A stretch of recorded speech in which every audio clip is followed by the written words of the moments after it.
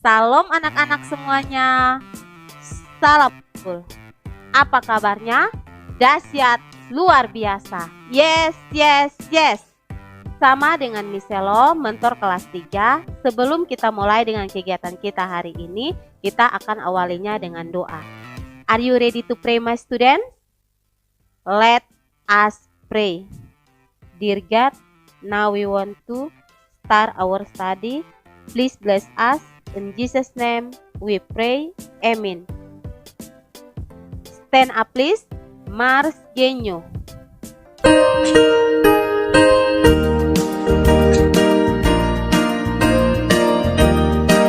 Sekolah Kristen generasi unggul, kami siap membangun bangsa, melahirkan pemimpin unggul. Itu visi dan misi kami. Mari kita bergandengan tangan, bersatu membangun negeri. Bersama Tuhan kita pasti bisa. Bersama Tuhan kita pasti bisa. Satu nilai dan satu tekad, kita bangun budaya unggul. Disiplin, taat, bertanggung jawab, jujur, rajin, percaya diri. Mari kita wujudkan bersama Indonesia adil dan makmur. Bersama Tuhan kita pasti bisa. Bersama Tuhan kita pasti bisa. Genyo, taat, disiplin, bertanggung jawab, percaya diri. Yes, yes, yes. Great leader, big vision, humble, never give up. Yes, yes, yes. Visi Genyo menjadi pusat pendidikan dan pembentukan pemimpin unggul bangsa yang kuat dalam kecerdasan, iman, dan karakter.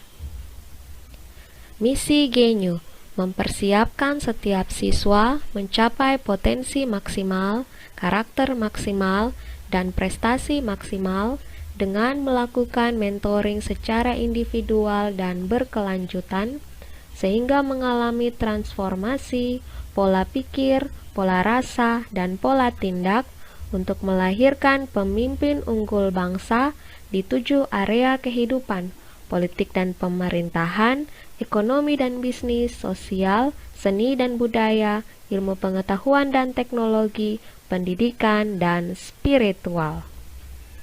Nilai-nilai Genyo: gentleness, excellent, nature, unity. Sit down please. Salam anak-anak semuanya. Anak-anak, hari ini kita akan belajar pelajaran PLSBD di buku cetak PLSBD kelas 3 bab 1 cerita rakyat. Judul cerita ini Batu Bedaon. Cerita Batu Bedaon berasal dari Larantuka. Ayo anak-anak, mari mendengarkan cerita ini ya dengan penuh semangat. Anak-anak, Larantuka adalah ibu kota Kabupaten Flores Timur. Kota Larantuka sudah ada sejak abad ke-16. Kota ini terletak di tepi pantai anak-anak, tepatnya di kaki Gunung Ile Mandiri. Anak-anak, pada zaman dahulu di kota Larantuka pernah hidup seorang janda yang mempunyai 2 orang anak. Yang kakak seorang laki-laki berumur 9 tahun dan adiknya seorang perempuan berumur 6 tahun. Pada suatu hari, si kakak pergi mencari ikan di laut. Waktu itu, laut sedang surut anak-anak. Hari itu, nasib mujur menyertai si kakak. Ia berhasil memperoleh segumpal telur ikan sotong. Telur ikan sotong anak-anak termasuk makanan yang sangat sedap setelah dimasak atau digoreng. Setelah memperoleh telur ikan sotong itu, si kakak bergegas pulang ke rumah dengan gembira. Dengan bangga, ia memberikan telur ikan sotong itu kepada ibunya untuk dimasak. Sementara ibunya memasak, ia pergi bermain agak jauh dari rumah. Sampai waktu makan tiba, si kakak belum pulang. Karena itu, ibu dan adiknya makan terlebih dahulu. Si kakak terus saja bermain. Karena lama menunggu, diam-diam si adik menghabiskan telur sotong bagian kakaknya. Tidak lama kemudian, kakaknya pulang. Ia langsung menyerbu meja makan karena lapar. Tetapi telur ikan sotong bagiannya tidak ada lagi. Ia langsung menangis sejadi-jadinya dan menuntut ibunya agar segera memberi telur ikan sotong bagiannya. Dengan tergesa-gesa, ibunya menuju ke laut. Ia bermaksud untuk mencari telur ikan sotong. Sayangnya, laut sudah pasang naik ketika ibunya tiba. Ibunya kembali dengan tangan hampa. Setiba di rumah, si ibu berusaha membujuk si kakak berulang kali. Tetapi si kakak terus saja menangis dan menyalahkan ibunya. Makin lama, si ibu makin bingung dan putus asa karena si kakak terus saja menangis. Semalam suntuk, ibu mereka tidak tidur. Diam-diam ibunya memutuskan untuk pergi meninggalkan mereka. Anak-anak, cerita ini sudah tentu hanyalah sebuah dongeng, tetapi ada nilai-nilai karakter yang perlu kita pelajari dari cerita ini. Yang pertama, kita tidak boleh rakus dan kita pun harus belajar untuk memikirkan orang lain. Yang kedua, kita tidak boleh cengeng anak-anak.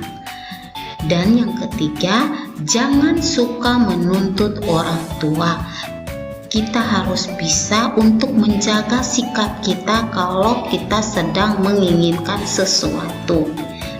Dan yang keempat, jangan membuat hati orang tua sedih dan khawatir, karena orang tua adalah wakil Allah. Kita harus bisa menjaga dan menghargai hati orang tua.